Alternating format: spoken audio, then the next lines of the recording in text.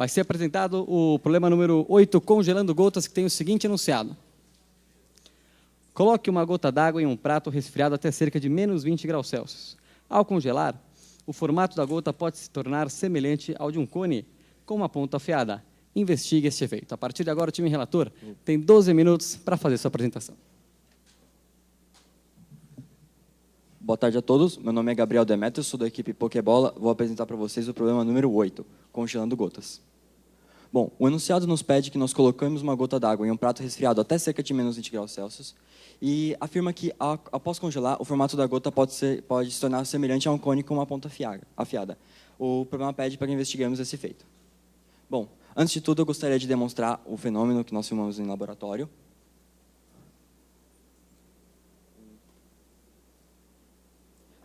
Bom, aqui, como vocês podem ver, a gota foi colocada no prato resfriado, inicia o seu congelamento, e ao final do congelamento, você tem a formação da ponta no formato semelhante ao do cone enunciado pelo problema.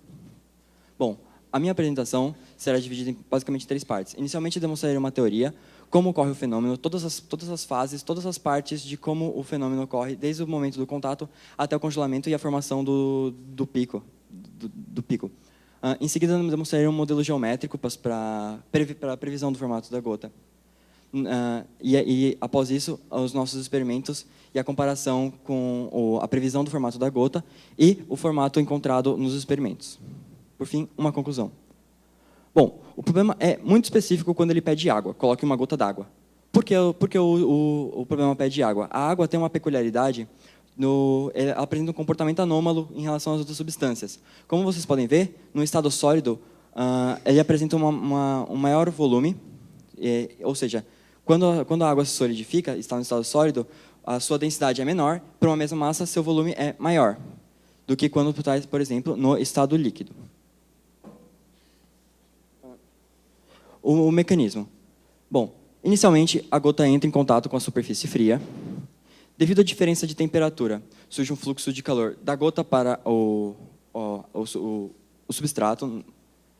Então, surge uma frente de congelamento ascendente. Após certo tempo, essa frente de congelamento se torna côncava, se torna em formato côncavo, direcionando a expansão volumétrica da água, convergindo para o centro, para o eixo axial da gota. Conforme vai continuando, essa concavidade fica ainda mais evidente, novamente, direcionando a expansão volumétrica da água que vai congelar. Por fim, muito perto do seu congelamento completo, a parte mais externa, próxima à camada de tensão superficial, também congela, formando um bolsão d'água. E, nesse caso, por existir o bolsão d'água e ele precisar expandir, ele vai quebrar essa camada de gelo no centro, onde foi a última parte a congelar, onde a camada de gelo é mais fina, ou seja, é o ponto mais fraco. Por fim, a gota congela, chegando no formato final do bico. Bom, para nossos experimentos, nós vamos variar alguns parâmetros. Para podermos ver isso, necessitarão algumas explicações. A coesão é o nome dado para a união entre as moléculas. No caso das moléculas da água, são ligações de hidrogênio, ligações realmente muito fortes. A coesão é muito importante para manter o formato da gota. Uma vez que, se ela não existisse a coesão entre as moléculas, elas simplesmente escapariam em formato de gás. Bom, nós variaríamos a tensão superficial. Inicialmente, o que é a tensão superficial? É a propriedade que na transição de fase entre o gás e o líquido, a película pode se comportar como uma membrana elástica. Nós sabemos que a tensão superficial da água ela é muito alta, e nós veremos como que a variação dessa tensão superficial pode influenciar na formação do bico. Bom, para o nosso modelo geométrico. Inicialmente, nós pegamos o volume de uma calota esférica, e a partir da conservação de massa, nós podemos escrever as seguintes equações. Admitiremos o Vzinho como sendo a densidade relativa, ou seja, a densidade quando a substância está no estado sólido, sobre a densidade quando está no estado líquido. E então, nós conseguimos chegar nessas duas equações diferenciais. Fazendo a integração, integrando elas com a ajuda do software Wolfram Matemática, e a segunda é necessária para a solução da primeira. Fazendo a solução numérica para elas, a gente consegue definir fazer uma previsão do formato da gota, da altura Z em função do raio. Esse seria, então, o formato da gota para as seguintes situações de ângulo de contato inicial com o substrato e o Vzinho, a densidade relativa da substância utilizada. Bom, nos materiais, para fazer os experimentos, nós utilizamos blocos de alumínio. Foi julgado ser um dos melhores, ou se não o melhor, de fato, substrato por ter uma alta condutividade térmica. Assim, neste caso, o calor da gota passaria rapidamente para o alumínio frio. Gelo seco para podermos resfriar, atingir temperaturas de menos 20 graus Celsius e abaixo disso. Água destilada e deionizada como a gota que vai ser pingada. Óleo vegetal como uma segunda substância que não apresenta um comportamento caótico, que não apresenta um comportamento anômalo, desculpem, que não apresenta um comportamento anômalo igual ao da água de expansão volumétrica quando no estado sólido. Detergente e sal para variar a tensão superficial.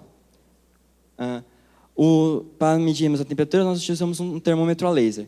E os demais materiais citados nessa lista são apenas para podermos fazer a gravação e a análise dos experimentos. Bom, essa foi a nossa montagem experimental. Nós fixamos a seringa com a agulha, com a ajuda de um suporte universal, para garantirmos que a altura que a gota pingaria seria sempre a mesma, ou seja, para podermos ter uma maior consistência no ângulo de contato inicial, uma vez que esse ângulo de contato inicial também variaria conforme a altura de soltamento da gota. Desculpem a palavra. Utilizamos uma espuma embaixo do alumínio para diminuir as trocas de calor entre o bloco de alumínio e o meio. E uma câmera com uma lente macro para podermos filmar e gravar o fenômeno. Bom, aqui nós demonstraremos as fases de congelamento. Nosso volume utilizado era cerca de 90 microlitros, o teto inicial 90 graus. Nós vimos que o formato inicial da gota, quando ela ainda estava no formato sólido, era muito próximo de uma hemisfera, que seria uma esfera perfeita cortada no meio, que o ângulo teria 90 graus em relação ao solo. Como vocês podem ver, todas as fases descritas anteriormente na teoria realmente ocorrem no nosso experimento. A primeira imagem trata-se do momento em que a gota toca no substrato. Então, surge a frente de congelamento. Conseguimos visualizar, então, a concavidade da parte sólida, que vai direcionar a expansão volumétrica para o centro. Por fim, na penúltima imagem, a formação do bolsão d'água. E, por fim, quando a gota está completamente congelada e evidenciamos a formação do pico. Bom, fizemos uma comparação da gota experimental com a gota teórica. Como nós vimos, é muito próxima, porém não é exata. Por quê? Nosso modelo geométrico ele tem algumas limitações. Ele considera apenas a expansão volumétrica, da água como que ela seria distribuída no espaço. Ela não considera que existe uma força da tensão superficial contrária à expansão volumétrica da água. E por isso por conta disso a discrepância entre a gota teórica e a gota experimental, dados ângulos de contato inicial e densidade relativa da substância. Bom, nós vimos que o tempo de congelamento das gotas era muito menor quando a diferença de temperatura é maior. Isso pode ser facilmente explicado pela lei de Fourier, onde o fluxo de calor é muito maior conforme a diferença de temperatura também é maior. Bom, nesse experimento nós utilizamos detergente e água com sal para variarmos a tensão superficial. Como vocês podem ver, colocar sal na água aumentando a tensão superficial não impediu a formação da gota. No entanto, caso retirássemos o bico da gota e analisássemos o resto que sobrar, ele seria muito próximo ao formato da hemisfera. E na água com detergente, o formato final se aproxima ainda mais da previsão teórica feita com um modelo geométrico. No óleo, por exemplo, nós utilizamos o óleo também. Essa era a previsão teórica do formato da gota, do formato do óleo após o congelado e o experimental. Nós podemos ver que após o congelamento não forma o pico. Isso se deve para o óleo não apresentar o comportamento anômalo igual ao da água. Bom, falando em comportamento anômalo, existem outras substâncias que apresentam também comportamento anômalo.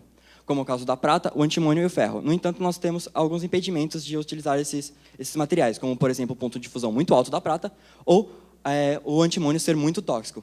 No entanto, nós obtivemos uma resposta para isso, que era o bismuto, um ponto de fusão alcançável.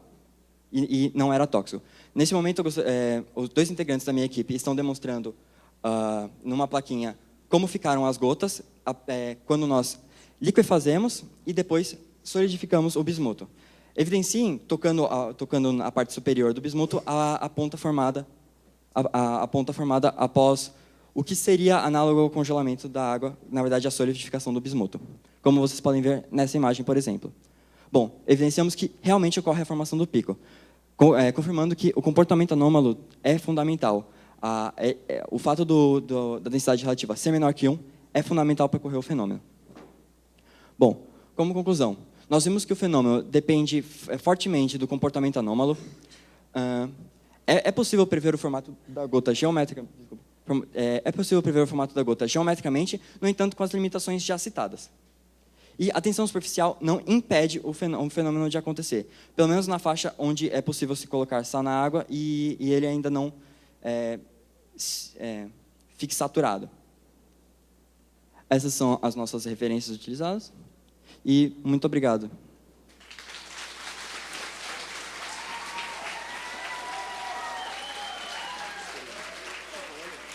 Agora o time oponente tem 2 minutos para suas primeiras perguntas.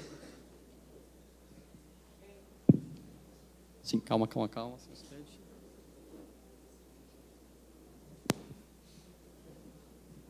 Bem, quanto à molhabilidade, ou seja, a interação entre a gota e a superfície, você conseguiu analisar algum comportamento notável para esse sistema, esse mecanismo de formação da ponta afiada?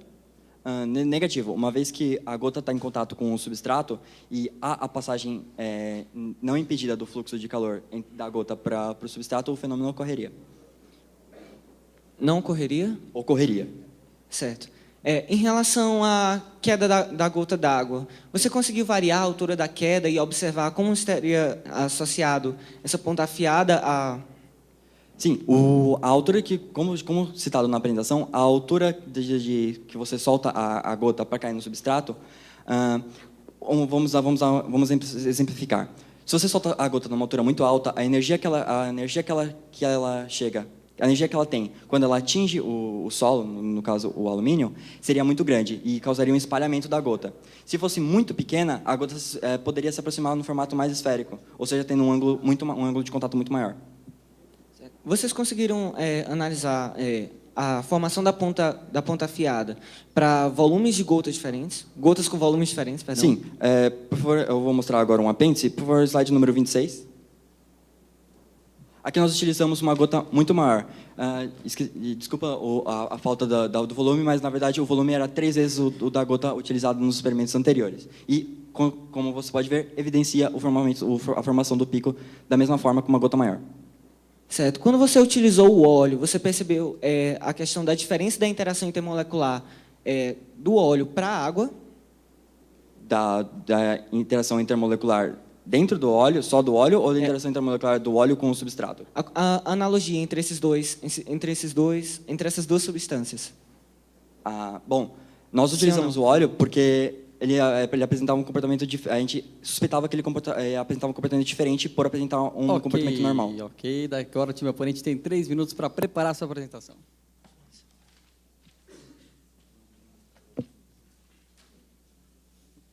Falei que aquele bismuto ali parece uma picanha lá.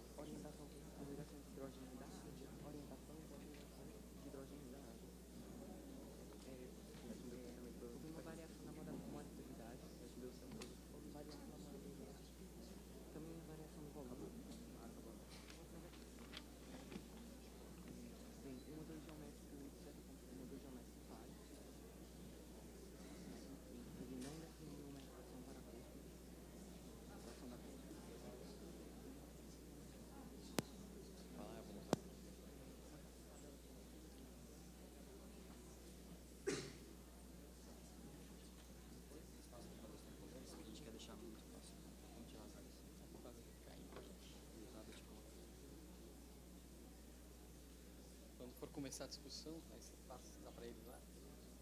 Fala o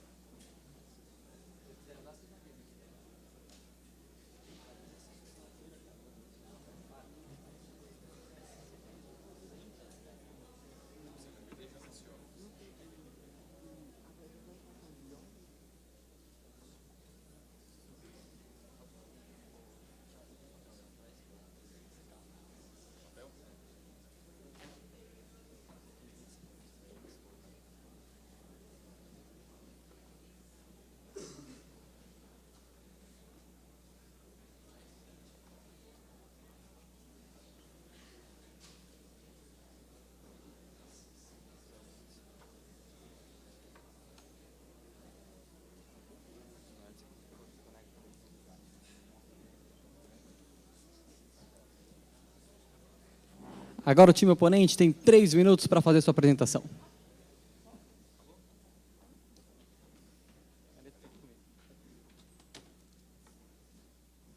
Bem, boa tarde novamente, meu nome é Lucas Ervi, e eu vou pôr o problema de número 8.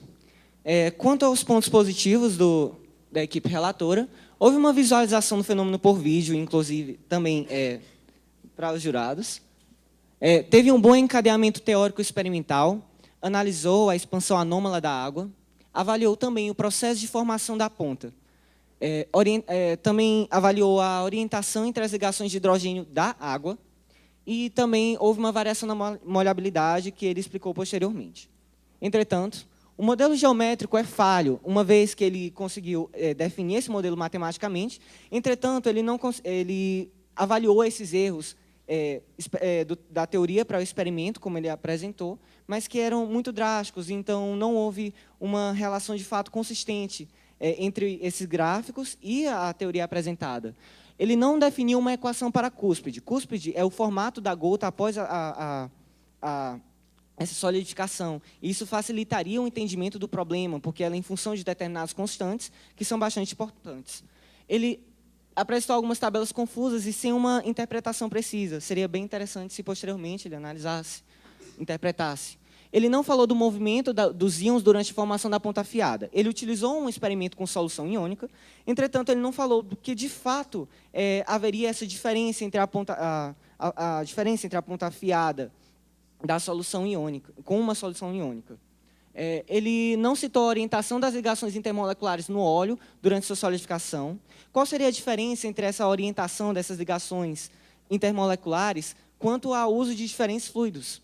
Afirmou que não haveria formação da ponta afiada se fosse variada drasticamente a altura da queda. Sabemos que a gota se espalharia, mas haveria formação sim também. Apresentou a equação de Young-Laplace, entretanto, sem interpretação coerente do fenômeno. Durante a análise da tensão superficial, na introdução teórica dele, ele apresentou essa equação, quer dizer, ele não apresentou, ele colocou no slide, mas não disse a importância e não disse qual é a relevância dela para o fenômeno. Ele não utilizou superfícies hidrofóbicas, apesar de ter variado essa molhabilidade, seria interessante também ele ter mostrado esse fenômeno. E, durante suas experimentações, ele não avaliou com erros experimentais. Não houve, ou seja, uma espaço experimental sem erros.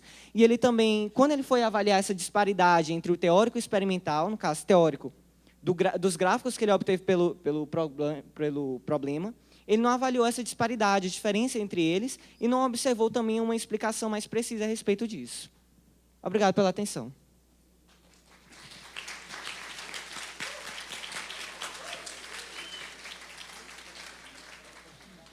Vamos agora para os últimos 10 minutos de discussão. Bom, inicialmente pode conectar o seu computador de novo para ver os pontos. Volta para os pontos negativos. Bom, inicialmente o modelo geométrico não é falho, ele é limitado, como citado. Falando da movimentação dos íons, Posteriormente, eu mostraria um apêndice onde, fazendo uma analogia com, por exemplo, um prédio com uma antena muito alta, lá haveria um acúmulo de carga.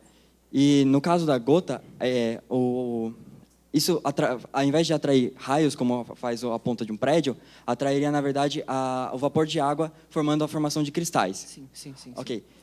Sobre... Só uma perguntinha. É em relação a esse modelo geométrico limitado. Ok. Eu acho que teria sido importante você também analisar o formato na sua totalidade da própria gota. Como eu falei, existe uma equação para essa cúspide, em função tanto de um eixo x, seria relacionado à base, quanto y, à altura. E ele estaria em função de coeficientes justamente que poderiam ter sido investigados durante sua apresentação. Isso, consequentemente, deixaria ele mais amplo e não teria essa disparidade teórico-experimental. Ok, no nosso modelo, nós conseguimos, a partir das condições iniciais, prever o formato final da gota.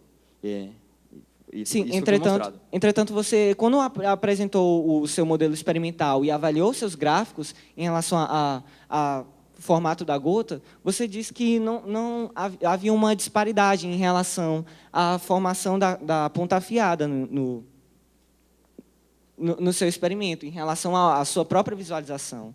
Bom, e que no seu caso, eu acho que avaliando pelo seu software a equação da cúspide, com certeza ia ter uma diferença mais significativa. Ok. Quanto à sua afirmação ali, você erroneamente afirmou que eu disse que não haveria formação da ponta. Não, eu disse que você com a altura muito grande, ou com a variação da altura, você variaria o ângulo de contato.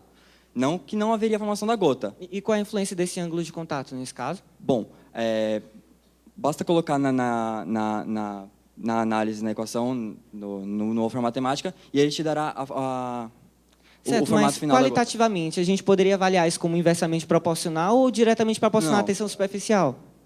A tensão superficial, bom, como nós vimos, a tensão superficial, ela não faz a variação do ângulo, que nesse caso, um caso limite, poderia ter um ângulo zero e impedir a formação da gota. Então, não há uma relação entre essa tensão superficial e o ângulo formado?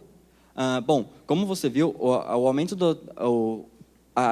existiria uma relação com o ângulo de contato inicial e o ângulo formado do pico somente num caso perfeito, onde não existe forças contrárias à expansão volumétrica da água.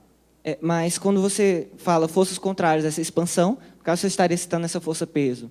Então nós teríamos uma análise de um número dimensional que, consequentemente, que certamente estaria nessa equação da cúspide, você poderia ter analisado e aumentado a precisão associada ao seu experimento. Certo, só uma pergunta. Você não apresentou a relação da equação de Young-Laplace com o fenômeno. Você teria como fazer alguma interpretação nesse momento? Onde eu utilizei a equação de Young-Laplace? No momento em que, no segundo slide, quando você apresentou a questão da importância da tensão superficial, a expansão diretamente relacionada à diferença de raios e a variação da pressão na superfície. Não. Bom, aquela equação que você consegue calcular a tensão superficial. Ela Raios? Não. Aquela equação... Desculpa, qual slide? Você lembra o número do slide? É o terceiro. Slide número 3? Esse é o slide número 3. Opa, 6, eu acho que é o 6. Slide número 6? Da tensão superficial. Não. Calma aí. Slide 8. Okay. Certíssimo. Essa daqui. Você analisou para raios, certo? Esse R é um raio ou não? Não, na verdade, de fato, não foi utilizada. Isso daí serve só para demonstrar como que uma película da tensão superficial se comporta. Certo. Então, eu poderia até lhe dar uma informação adicional para você. Conhecimento adicional. Esse R ele é em função do vetor posição das moléculas nessa região, a expansão. E, sim, a gente poderia fazer uma interpretação a respeito disso, que deixaria sua teoria e experimento bem mais ampla.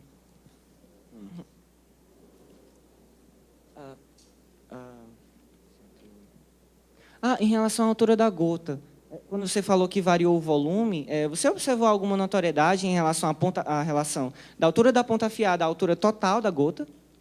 Não, nós vimos que quando a gota é um formato muito grande, devido a ter um raio muito grande, a influência da gravidade é muito maior. Isso faz a gota se achatar, não mais obedecendo o modelo de previsão da gota.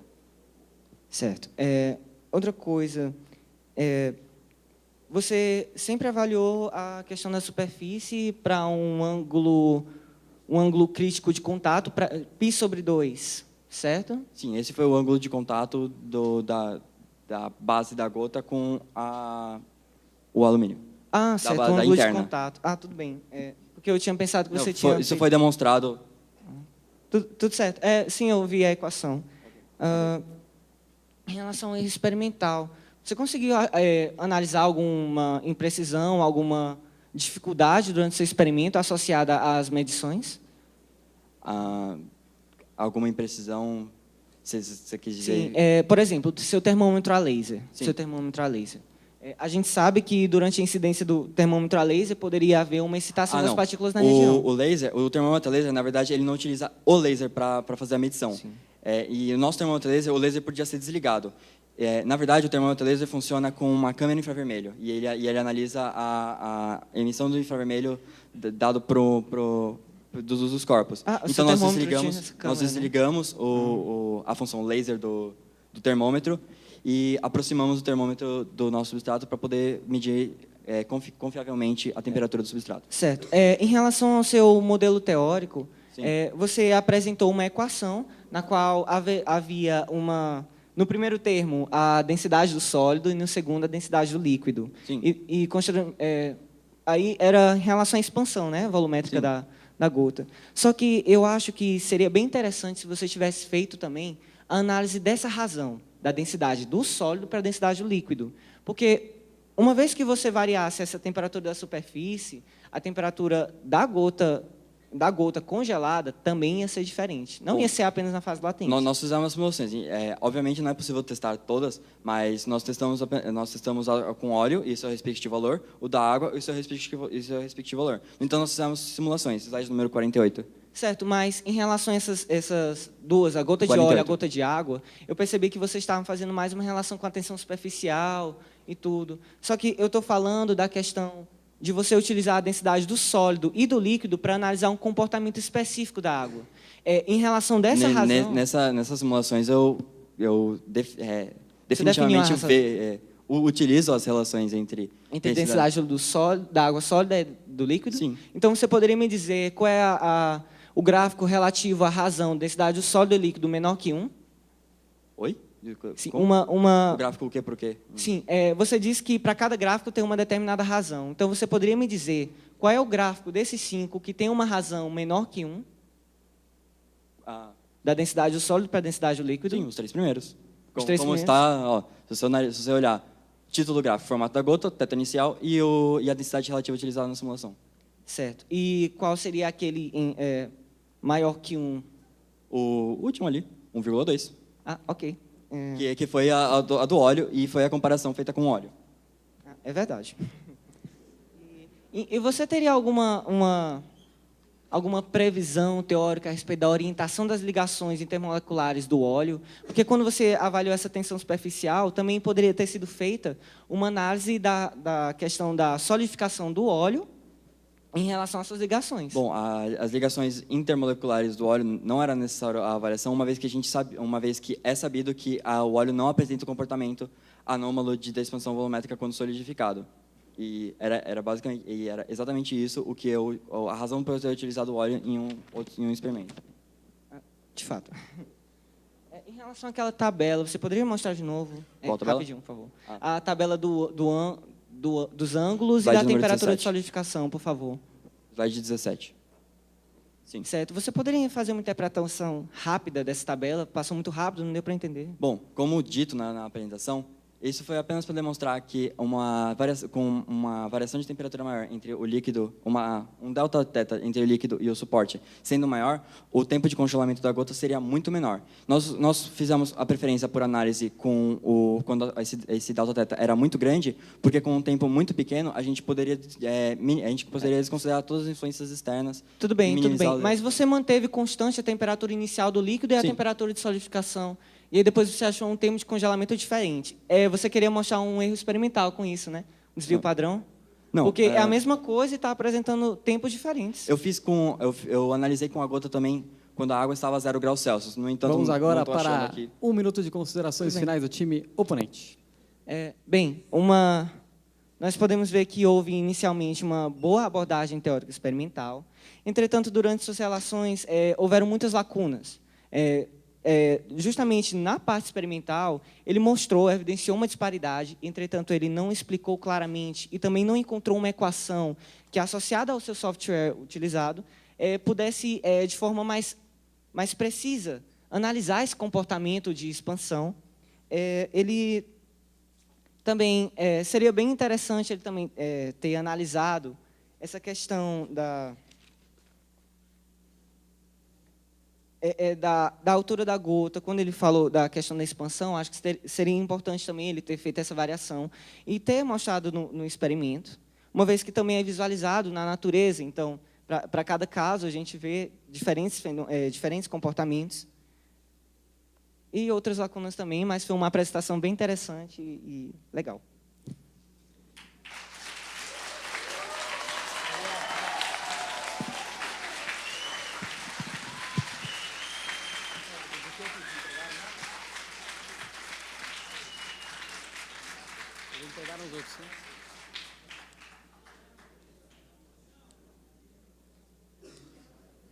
Vamos agora para 3 minutos de questionamentos do time avaliador.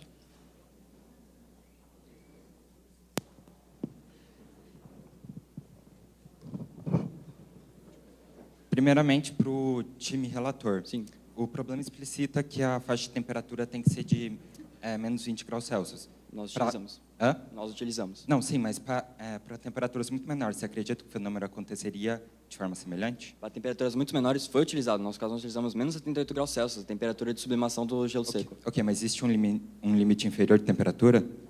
Bom, não. A princípio, não. A menos, é claro, 0 Kelvin. Ah, claro.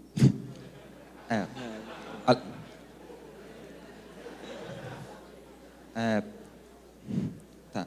Além disso, para as gotas, existe um limite superior e inferior de volume? Para acontecer o fenômeno? Sim. Não. Para qualquer volume, ele é possível? Para qualquer volume, ele ocorre. Ok. Ok. Agora, para o time opositor, você...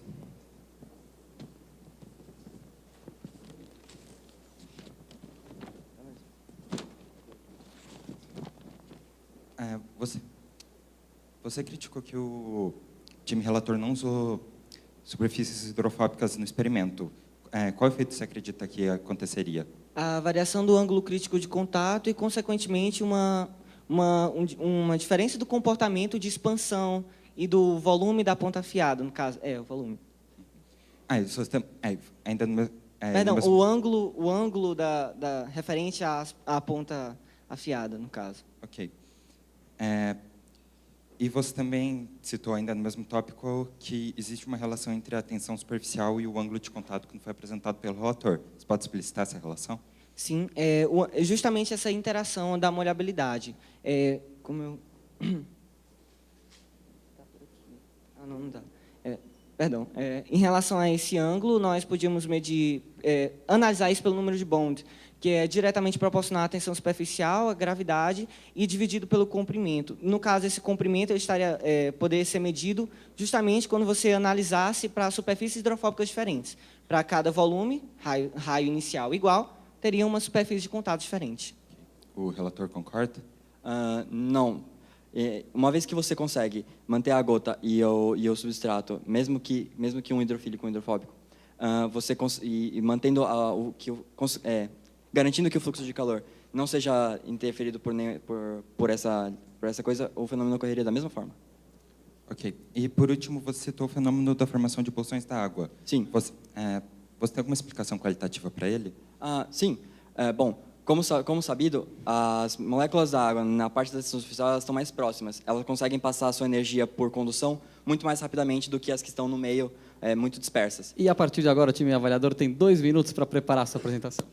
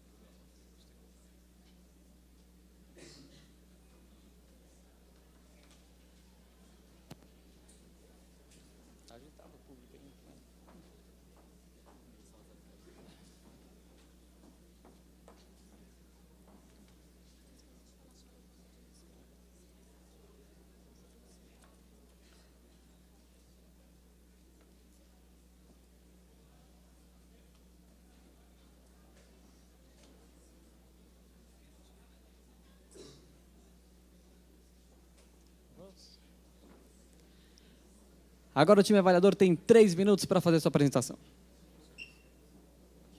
Eu sou Augusto, vou fazer a avaliação do tipo quebra-nós, vou fazer a avaliação do problema da gota de água.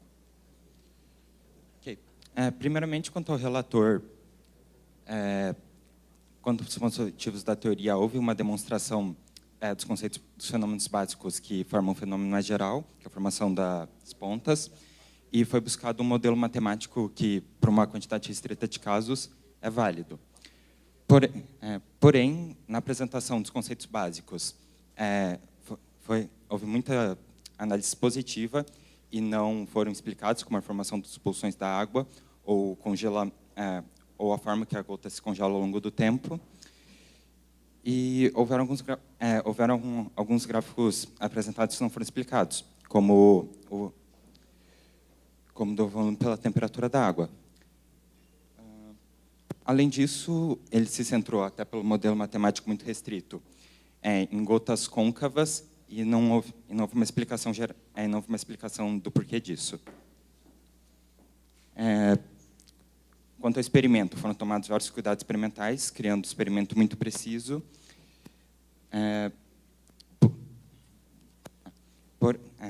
Porém, alguns parâmetros não foram apresentados, não foram explicados, e os erros, apesar de pequenos pela qualidade da montagem experimental, não foram apresentados. No slide 16, foi citado um pequeno conceito errôneo de tensão superficial como uma força, ou seja, como um vetor. E alguns líquidos, como o bismuto, tiveram uma explicação bem breve. E além disso, não apresentou algo meio óbvio, que é os limites do volume da água para a formação para o fenômeno, uma vez que mesmo para a formação de uma gota existem limites para o volume da água. Também durante a discussão houveram várias respostas vagas e que levaram a conclusões sobre o experimento de maneiras diferentes. Quanto ao oponente, ele questionou vários aspectos relevantes que não foram apresentados, como a variação da altura, e pediu classificação sobre diferentes líquidos utilizados. Eles também foram expostos falhas na teoria como no modelo geométrico, e, quanto ao experimento, notou a falta dos erros nos dados experimentais.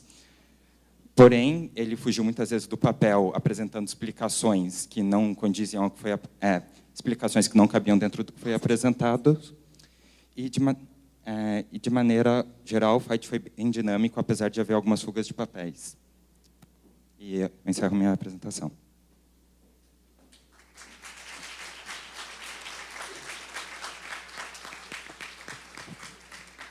Agora o time relator tem 2 minutos para suas considerações finais.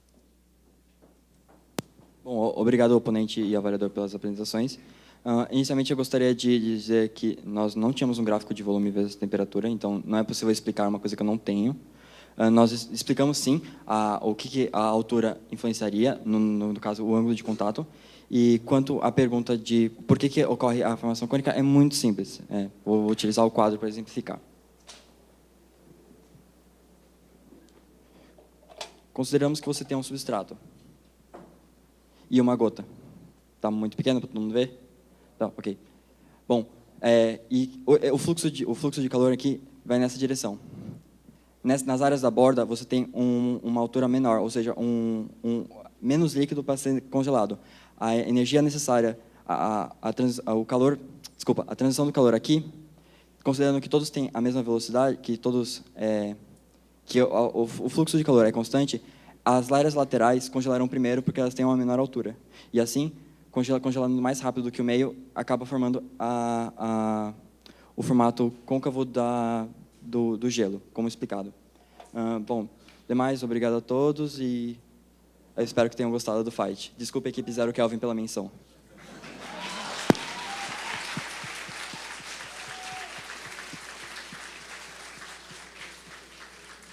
Vamos para 10 minutos de perguntas do júri. Conecta.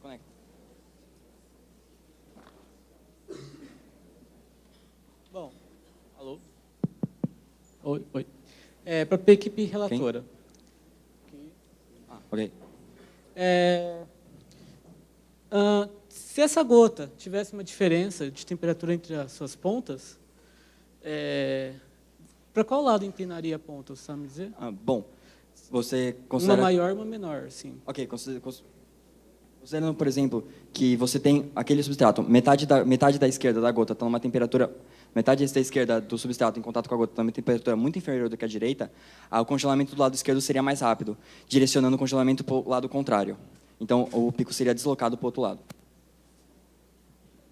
A minha pergunta para as 3 equipes vocês acreditam que sempre vai ter a formação da cúspide, não importa em qual superfície que vocês derrubem a gota?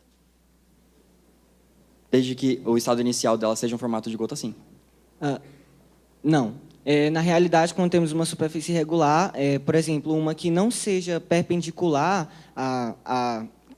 ao eixo de queda da gota, nós poderíamos formar uma espécie de cúspide irregular. Não seria uma cúspide, como se fosse uma espécie de estalagnite de gelo orientada para outros eixos, para outras regiões. No caso, orientada para baixo, no caso, assim, se você colocar a gota. Então. Alô? Alô? Eu concordo com o time oponente, porém fazendo a ressalva de que também depende da tensão superficial gerada entre a superfície e o líquido, e a superfície e o gás. A equipe relatora. Sim. A formação do bolsão líquido, no caso do bismuto e na água, acontece pelo mesmo motivo? Com isso, explicitar, é também o principal fator a tensão superficial? Bom, no bismuto nós não tivemos como analisar, infelizmente, porque nós não achamos a estrutura do bismuto nem a relação de sua tensão superficial, apesar das nossas pesquisas. A outra pergunta, rapidamente, pode Sim. repetir? A outra pergunta é com relação a líquidos que não exercem esse comportamento anômalo, como o óleo. Ele tem uma tensão superficial e tem um bolsão e uma diminuição do volume desse bolsão. Eu não deveria haver uma antigota? Sim, Uma e é o que antiponta, ocorre. desculpa. E é o que ocorre. Ou, no caso, uma espécie de implosão da gota, onde o pico, a parte superior está achatada. É possível visualizar isso tanto nas nossas previsões teóricas, simulações, quanto nos experimentos. Eu tenho 2 perguntas. A primeira vai para a equipe opositora. Você falou que ele não fez experimentos em superfícies hidrofóbicas. O que é uma superfície hidrofóbica? A superfície hidrofóbica é aquela que, ao entrar em contato com a água, ela não vai apresentar uma interação entre esse fluido associada a uma maior área de contato. Quanto menor a área de contato, eu vou ter uma espécie de menor interação, consequentemente, ela vai ser hidrofóbica, mais hidrofóbica. E uma para a equipe relatora? Sim. Na hora do fight, se eu entendi bem, você relacionou a gravidade com o tamanho da gota, com o volume da gota, para a formação do pico. Eu não entendi muito bem isso. Bom, claro, novamente um apêndice. Slide número 27. Aqui nós temos o número de Bond, que é um parâmetro adimensional que quantifica a importância da gravidade comparado com a tensão superficial. Durante os nossos experimentos, o número de Bond girava em torno de 0,5, dados os volumes utilizados. O que acontece? Para um volume muito grande, o raio seria muito grande. A influência da gravidade faria achatar a gota. Foi o que aconteceu no caso onde eu mostrei uma gota muito maior. Você percebe que o estado inicial dela, mesmo com o ângulo de contato sendo de 90 graus, mesmo caso fosse, o formato inicial dela não se assemelharia a uma mimisféria. Pergunta para a equipe relatora, por que vocês usaram água deionizada? Bom, para garantir que não haveria nenhuma impureza, nada que todas as propriedades da água seriam efetivamente aconteceria no problema, durante o experimento. Também para a equipe relatora, se não me engano, era no fim do fight que a equipe avaliadora, se não me engano, perguntou a explicação qualitativa para o bolsão de água, ficou meio Sim. rápido. Bom, posso fazer um desenho rapidamente?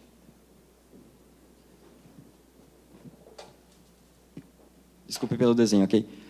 Essa é a gota. Supondo que essas sejam as moléculas da água. Elas estão muito mais próximas da camada adjacente, uma vez que não existe nenhuma molécula desse lado atraindo ela para lá. Isso evidencia a tensão superficial. É por conta dessa interação aqui que existe a tensão superficial. passando de a proximidade tanto com a gota adjacente, em todos os lados, facilita a transferência de calor por condução. Eu tenho uma pergunta para a equipe oponente. Você destacou durante a apresentação que a equipe relatora poderia ter melhorado a descrição do formato da gota se inserisse um termo de tal sorte que ele conseguisse caracterizar a cúspide. E você falou que essa equação existe e que, enfim, ela poderia melhorar. Você poderia vir aqui no quadro, colocar a equação e explicar para nós, por favor, como ela ajudaria nessa descrição? Bem, a equação da cúspide, basicamente ela tem um grau, um expoente igual a 3, no caso. Se você tem digamos, dois eixos y, x, e a gota aqui, durante a sua expansão, a formação da ponta afiada, teríamos a formação da cúspide, logo a equação adequada seria, para essa analogia, x a 3 ax ao cubo, by ao cubo, no caso, e associado ao formato da cúspide. Analiticamente, a gente teria uma relação igual a zero. E esse A aqui, ele é em função do número de Bond dividido pelo comprimento associado ao contato. E o número de Bond é a sua forma, que é, como eu disse, diretamente proporcional a essa questão da gravidade, seu peso. E o B seria relativo à altura da gota. Tudo bem? Para a equipe relatora, desculpa, vocês chegaram a estudar a formação de cristais ou fractais na ponta? Claro. Slide número 28, por favor.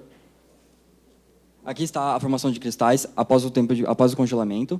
Você observa que o vapor de água se condensou e solidificou, principalmente nas partes mais próximas ao pico. Slide seguinte, por favor. E aqui, quando utilizada a temperatura pedida para o problema de 20 graus, considerando o tempo zero, o tempo de formação, o tempo onde a gota se congela completamente e ocorre a formação do pico. E, por consequente, a formação de cristais nas pontas. Uma pergunta super rápida para a avaliadora sobre... Você falou sobre volume mínimo e máximo da gota. Existe? Se existe, qual é? Desculpa, pode repetir. Mínimo e máximo. Desculpa, pode repetir a parte do valor mínimo e máximo? Você falou durante as suas perguntas sobre um volume mínimo ou máximo da gota. Volume mínimo eu acho difícil de avaliar, porém o volume máximo, obviamente, existe uma vez, como ele mesmo havia citado em outros momentos, que em certo momento a gravidade se torna muito mais importante para a tensão superficial, definindo o formato da gota, e você e ela se achata. Até um certo ponto que você não vai ter mais a gota da mesma forma para ocorrer o fenômeno. Para a equipe relatora, você pode colocar no slide que você coloca as forças na tensão superficial? As forças na tensão superficial? O slide de tensão superficial? Exatamente. 8. 8. Okay. Equipe oponente, você falou que estava faltando um termo aí. Será que você pode explicar isso melhor? Faltando um termo? Você falou que essa expressão, de alguma forma, estava errada. Não, a expressão ela não está, mas eu não observei uma associação clara a respeito dela. No caso, está ok. É uma expansão da superfície. Nós temos a variação do vetor posição, análogo ao comprimento dessa membrana. Só que estava muito voltada para a questão da membrana, da superfície. Então, não observei e análogo também à variação da pressão, não observei uma relação com essa expansão da água. Para a equipe relatora, como que vocês mediram o ângulo de contato? Claro. Nós filmamos e, em seguida, nós utilizamos o software tracker, que ele tem transferidores que você consegue colocar na horizontal e depois no ângulo. Para a equipe relatora, por que vocês usaram o medidor de temperatura infravermelho no lugar de um termopar, por exemplo, ou outro medidor? Bom, porque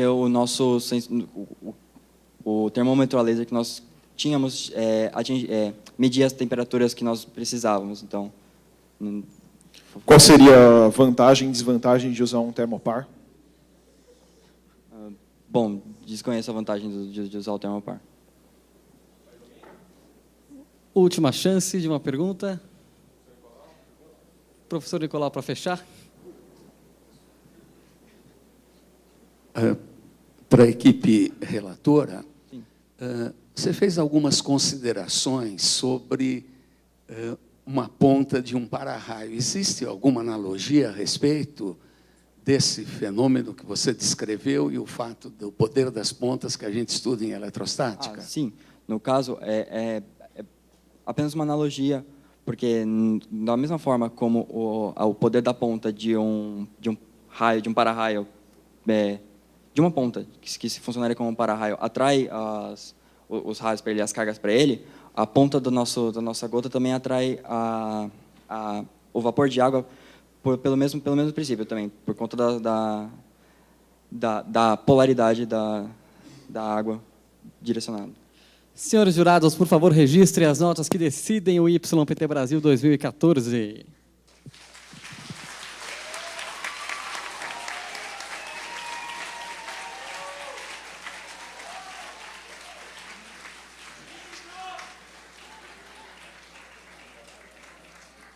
Assim que vocês terminarem de preencher as notas, vou pedir para que vocês passem só a folha de notas aqui para o Tiago, para o Sandro, para alguém que está aqui na frente, e podem deixar passe com todo o resto aí na própria mesa de vocês, tá ok?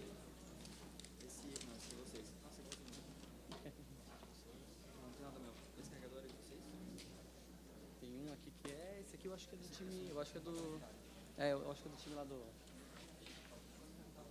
Pode, não, ainda não desce, só fechar aqui.